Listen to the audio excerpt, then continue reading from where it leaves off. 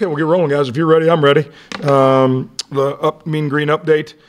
Special teams captain this week for Portland State will be Nate Brooks, one of our many freshmen that's playing. Really did a good job the other day. Had a tackle inside the 20-yard line. Great effort.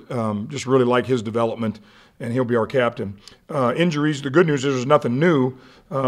We should hopefully get Blake Bean back this week. He's getting closer to being 100%, along with a number of guys. We had I think 12 to 15 guys that had that same stuff that was going around last week, bubonic plague or whatever the hell it was. But we had a bunch of guys. We had some guys lose up to 15 pounds, if you can imagine.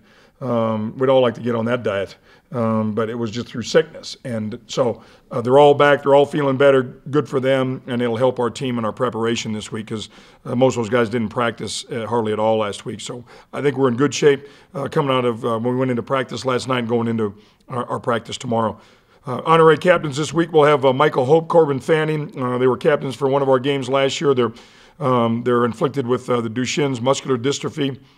Just unbelievable courage and heart by these two young men. 1 in 3,600 boys are afflicted with this disease, and life expectancy is only 25 years old. And we're going to do all that we can to play the game with the courage and the heart and the toughness and the tenacity that these guys live their lives every day. But they'll be our honorary captains for the game. Homecoming's a real important thing for me, for us. I got to make sure our whole football team understands that. Now, a lot of people come back once a year for a game, and we're 3-1 since I took the job here in homecoming games. We're going to try and get to 4-1 against a fine football team. But a very, very important game for us this week. Our thoughts and prayers go out to Lance Dunbar. I didn't see it live, but I did see the replay. It looked like it could be a serious injury. We sure hope not. I understand they're doing an MRI today, but we sure are thinking about Lance and what he meant to North Texas, and I know what he means to the Dallas Cowboys, and the possibilities and potential of a real serious injury there looked real. So we're sure thinking about Lance. Portland State, excellent football team. Bruce Barnum, their head coach, has done a heck of a job. They're 3-1, including beating a Pac-10 team, Washington State, at Washington State. It wasn't any fluke. They outplayed them. They beat them. They took advantage of some turnovers. They rushed for over 200 yards, and they're a good football team. I counted 15 Division I transfers coming from Miami, from BYU, from Arizona, from UCLA, from Utah, from Arizona State, and they can be eligible right away. And that doesn't always mean they're going to be automatic, really good players, but obviously they've done a good job in the transfer to Portland State of putting this whole thing together. They're a heck of a football team. Outscoring their opponents 26-12 in the first 4 games. They've won 2 road games, and the most impressive one obviously was at Washington State in the game that they played, the first game of the year. Really impressed with their quarterback. He's their leading rusher, 66 yards a game rushing, 110 yards passing, 52% completion average. They're averaging about 15 throws a game. Now, they may watch us and go, we better throw it 30 times a game because we're not defending the ball very well. But they know what they're doing. They're kickers, 18 out of 18 on kicks.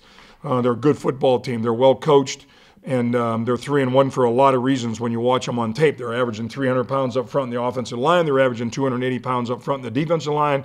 They're physical, and they're a real confident football team. So we've really got to have a great week of preparation.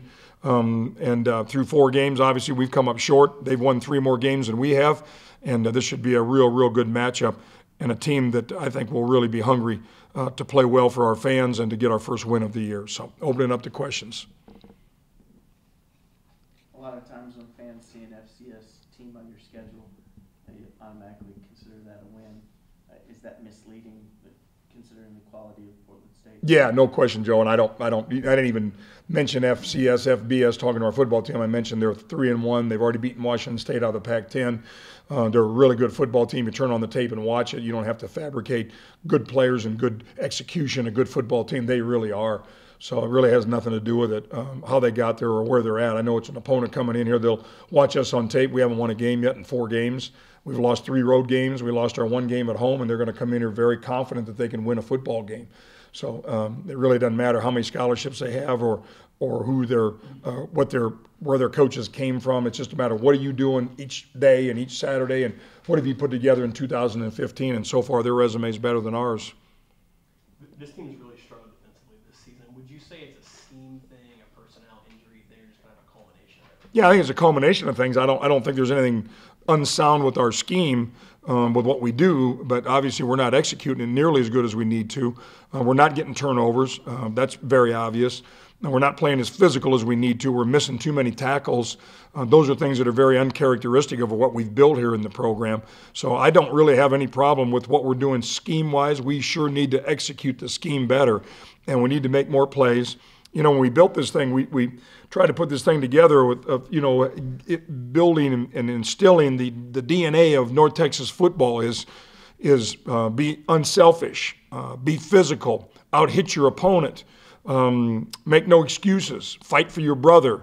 I'm seeing some of that. I'm not seeing enough of that. I don't see anybody running around here making excuses, but as far as fighting for your brother and being really physical and out-hitting your opponent, playing with a chip on your shoulder, I'm seeing some of that, and I'm not seeing enough of that. And we need to get to that throughout our football team. And if we do that, then we're going to have a chance to win this game here Saturday. I know that you guys always pride yourself on defense. Does having a stat line like opponents averaging 45 points a game against you, does that affect morale in the locker room? Are people down on themselves at all? No, I mean it's a fair question. It's just the stats are ridiculously poor right now. So, but I don't spend much time worrying about the stats. What I'm trying to do is make sure that my coaches and my players get better, or what we put out there on the practice field and our schemes and our thoughts and our plan and our game plan, are those things sound, which is really important, and then who gives us the best chance to go execute that plan and be successful. And that's really what I have to do as a head coach and make sure we get those pieces in place. But we have major dramatic room for improvement, and we hope we can do a lot of that this week and show that improvement for our fans and our students and all the people that come back to homecoming games. And we're going to take our team to the pep rally like we always do on Friday nights. It's a big deal to me. I got to make sure it's a real big deal to everybody in this program. What's the feeling around this team right now, the morale and things like that? Yeah, I thought it was really good last night. A lot of people throwing dirt on us through 4 games, and rightfully so, and you haven't won a game in 4 of them. But I thought the morale was really good last night, not jumping around like a trip to Disneyland, like it was a joyride anywhere. But I thought the focus was really good, Brett. I thought the preparation was good in our Sunday night practice. I thought they watched the tape and took responsibility of the things that they didn't do right. I was on the stairway outside the plane down in Southern Miss, like I always am when we come back from road games away, win or lose, and just talking to guys. What'd you do well? What do you need the most work on? What do you really got to do between now and the next game to improve? And there wasn't anybody ducking their heads and making excuses. They looked me right in the eye and said, here's what we have to do. Here's what I got to do better. I know I got to do this better. I know I can do this better. So that's a good, from a head coaching standpoint, you like to see that personal responsibility that each player's taken, and we have to do more. Each one of them has to do more. What's the plan at quarterback going forward at this point? I mean, you mentioned after the game that you stick with Andy. Mm-hmm. It seemed like, playing DeMarcus a little bit gave you a little bit of a different look. I mean, do you plan on doing that again, or what do you? Yeah, Andrew McNulty is our starter. Really disappointed with the consistency of DeMarcus when we did give him an opportunity. He does have talent, but the attention to details is something he has to make major improvement on. And if he does that, then he's got a chance to contend for the number 1 spot. If he doesn't, then you'll get what we got the other day. He'll make a play now and then, but there's going to be some issues and some mistakes made. He's got to clean up those mistakes. Far too many of them, the opportunity that we gave him to play. Frankly, what you saw in the game is what we see in practice. Inconsistent and too many mistakes. Talent, yes, but he's not put himself in a position to be a number 1 right now because of those things. So, and he knows it. Mike Canellis is real communicative with him, and so am I. Those are the things he's got to get better at. And if he does that, then he's got a chance to be a good player for us at quarterback. But Andrew McNulty gives us our best chance to win games right now, and all of us, everybody around the supporting cast, have to do a good job. Now, good news is we got healthy backs. Good to see Will's back 100%. As you guys know, he makes a real difference. Willie Ivory 100%. Now he makes a difference. Jimerson is a guy that's played a lot of football around here. So, as I said way back in August, our running back position should be a strength. And through injuries, we weren't. Now that we're healthy, it should be. And if we can do that and then make more plays in the passing game and be a little more consistent and protect a little bit better and make some more big chunk plays in the passing game, then you'll see us score more points and have a chance to win more games. So there's no definitive plan to play DeMarcus this week? Just to No, right now we're game planning for Portland State, and Andrew's our starter, and we'll go from there.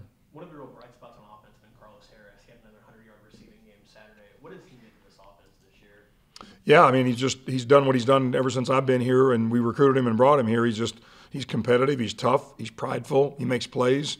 Whether they go zone or they go man or it's a combination coverage or whatever it is back there, he just believes he can make plays and beat guys.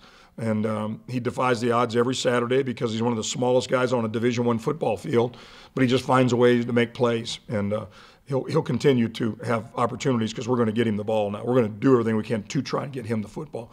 When you go into game planning, you're always trying to spread the ball, get the ball to the guys that can make plays, not guys that talk about it. Who are guys that make plays? Who are guys consistently Sunday through Friday that make plays in practice and then usually carries over to Saturday? And Carlos is sure one of those guys. Do you like his chance at the next level going to the NFL? Yeah, that's for those guys to decide. I just know at North Texas, I'm really glad that we recruited him. I'm glad he's here. I think somebody said 60-some receptions away from being the all-time receiver in receptions in North Texas. That's a pretty strong statement. We played some pretty darn good teams in his career here, and that will continue with another good team this week. Last night, Carlos tweeted that 95% of the people that he's around every day wish him failure, yet shake his hand and call him teammates, but he sees right through it. What's your reaction to that? Yeah, I don't have any reaction. I don't know what he's talking about, to be honest with you. So, and I don't know if that's outside the white lines, outside away from our football team, Joe. I don't know anything about it. So, I just know he's got a lot of people around here that care about him, respect him, and hope he'll continue to be successful. Is that concerning that one of your team leaders doesn't seem to trust some of his teammates? I don't know that that's what he said. I don't know that. You said that. I didn't say that. So I don't know that. So I know that I'm glad he's here, and we're all coaching him with great passion, and we have a lot of trust and respect in him as a football player, and hopefully he'll continue to be successul, Joe. When you met with your team leaders, your leadership council last week, did you sense any concern on team morale and I guess camaraderie? Yeah, I mean, anytime you're 0 for 3 at the time, you always worry about those things. I do. I'm trying to be sensitive to all those things, Joe.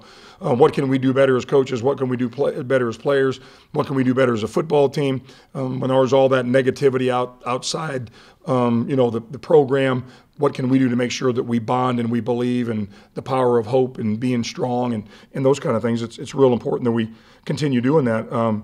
You really find out about character with people when the tough times hit. You really do. You find out about that, the real character of people, coaches and players alike. And I've got a lot of practice at it, had a lot of adversity in my career, in my life, and you find out about the character. And I think we have a lot of character here.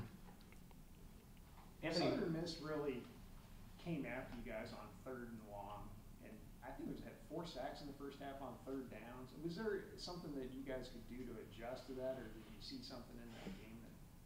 Yeah, I mean, they did a good job blitzing Brett in the game, and they did a good job blitzing. They brought some backers in the A-gaps inside. We didn't handle it very good. We were too soft in protection. I think we gave up 5 sacks, which is real uncharacteristic of our program. Obviously, we want to make sure that doesn't happen again. We've got to do a better job. But,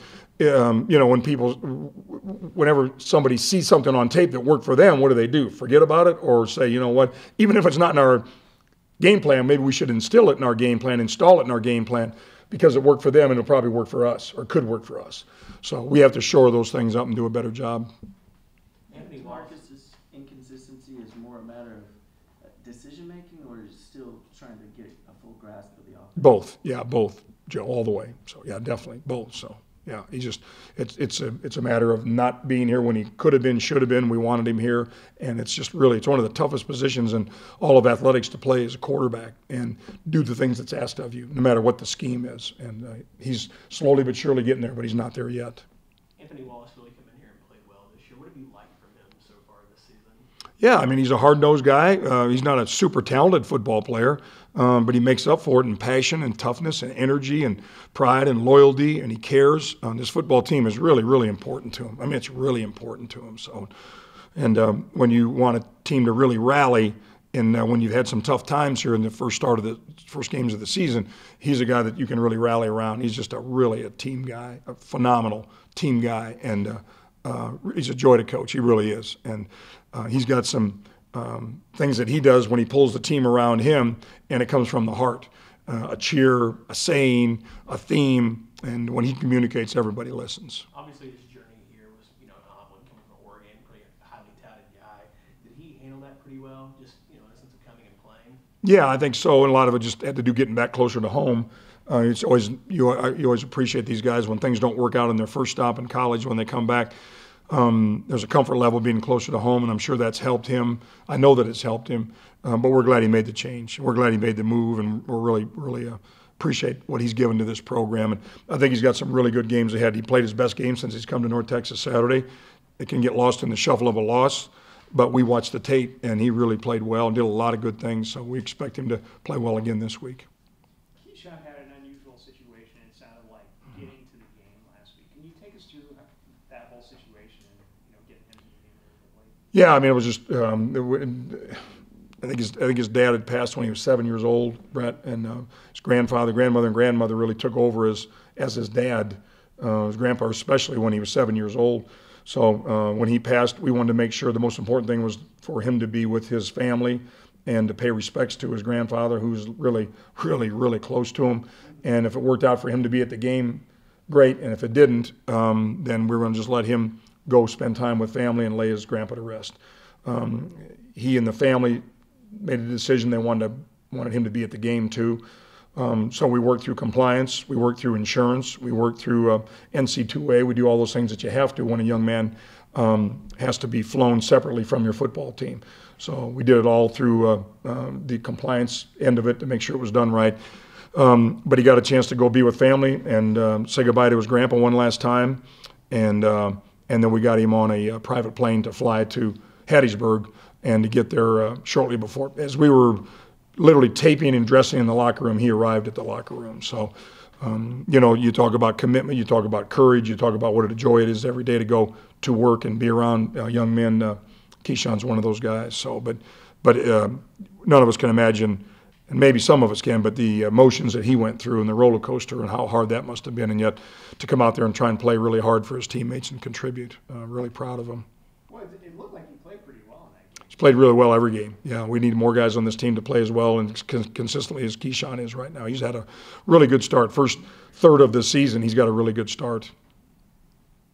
Did you ever meet his grandfather? I didn't. I wasn't able to, no. But I just know from talking to Keyshawn repeatedly and over a long period of time, he was a great inspiration for him in his life. And so he's, as we all know, when you have to say goodbye to someone, the pain will eventually pass, and it'll be replaced by the joy and the memories of what that person meant to you. But it really does take some time.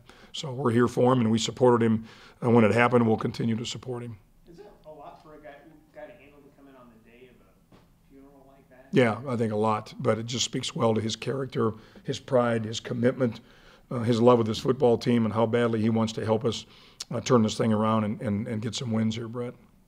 What's he like? It seems like he's been a terrific addition to this program. Yeah. I mean, we want guys that have this amazing, positive attitude. The culture of leadership that I tried to build since I got here is making sure that we have model behavior. That means how you treat people, how you take care of your business, how you handle your academics, what type of representative and ambassador you are off the field. And Keyshawn's done all of that and then some. So really glad he's here. Really proud of him. Another guy that you mentioned before the season started, about him going into senior year is Mike Thompson. You mentioned that, this is his senior year. It was really important to him to get a chance to start. And now he's getting that opportunity. Is he, starting to capitalize on his chance to maybe make a bit of a difference? Yeah, Mike he's done an awful lot for this program. Came in as a defensive lineman, as you probably remember. We made the switch. He wasn't going to be very effective on defense. We made the move to offensive line. He's been consistent. He's been loyal. He's been hardworking. He's gone through the birth of a child. He's gone through a marriage. He's gone through a divorce.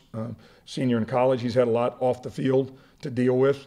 But he's handled it like a man. He's handled it with maturity. And I'm really proud of him. And he's already graduated, already got his degree. A lot of people that we talked to said he'll really struggle in the classroom.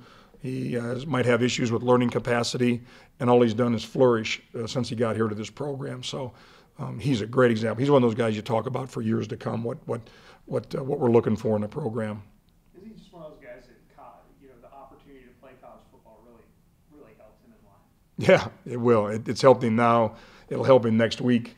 It'll help him for a long time. And but That's why when you go to work every day and you go to practice every day and you see these guys and you see how hard they work and yet no reward yet for these first 4 games. The reward is winning games when you put in as much as these guys do. And I know there isn't anybody out there that wants it more than Micah does, and we'll continue to coach him, support him, love him, respect him. Hopefully all of us will get a real good reward here pretty soon. Anybody else? Okay, thanks, guys. Appreciate you coming today.